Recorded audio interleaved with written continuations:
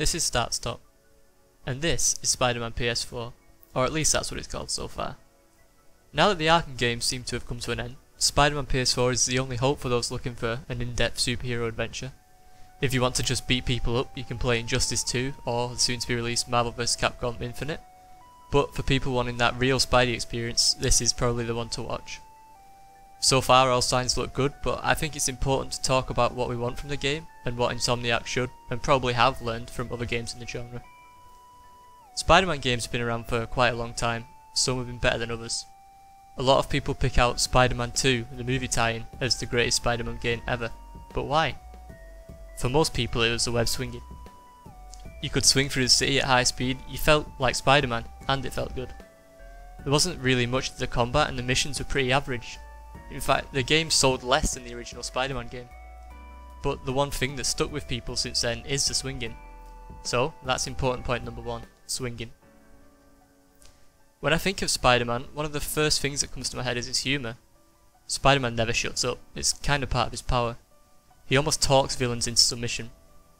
Spidey's humour has been missing in mainstream media for quite a long time, only recently making a comeback in Homecoming.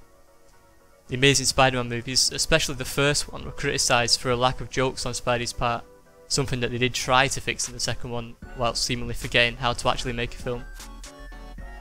So, how have games done with humour at least? Honestly, not terribly, sure the lines are really quite bad and cheesy, but at least they're there. The Amazing Spider-Man games by Beanox were a decent attempt at humorous combat, but it really just felt like a poor Arkham ripoff with supposedly funny lines thrown on top. I feel like this is kind of a good segue into talking about the Arkham games. The peak of superhero video games really, at least for most people. Before Arkham Asylum, Batman games were few and far between, at least ones of any quality. Asylum changed the game really and put Rocksteady on the map, but how? They didn't just make a game about Batman or a Batman movie, they made their own Batman story, and not just a straight line story, there were stories involving multiple villains and scenarios, especially in the later titles. These games made you feel like Batman. You walk into a room of criminals and you feel in control at every point. The enemies freak out as you take them out one by one and run back into the vents. They made use of his abilities, and that's what's looking so promising about Spider-Man on PS4. Insomniac know how to make great action games. They're experts at fluid traversal, as we saw in Sunset Overdrive, and they seem to be set on telling a Spider-Man story that mainstream media has never seen by including Mr. Negative. Sure, familiar faces will be in the game, that's fine, but they're taking a risk and telling their own story, something that I think is vital if you're going to make a great superhero game. Now, one of the most exciting things I've heard from Insomniac is that they're focusing on Peter. All the best Spider-Man stories cross over into Peter's normal life too.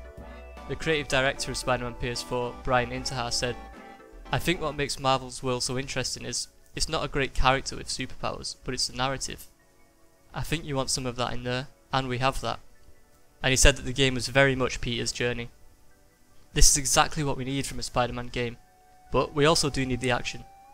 Now that's the main element of the gameplay, and it looks like they're taking it another page out of Arkham's book here.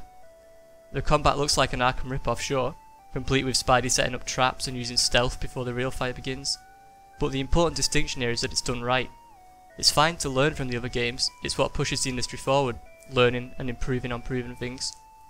So the combat is great, what about swinging? The apparent most important part of a Spider-Man game. I think it looks great, maybe a little slow, but it feels fluid. Instead of crashing into a wall, Spidey simply runs along it, keeping the momentum. Instead of having to swing around the sign, just go straight through it. All I'm trying to say here is that Insomniac are heading in the right direction. They've taken the best bits from previous games, and they're throwing it all into this, and it looks pretty good.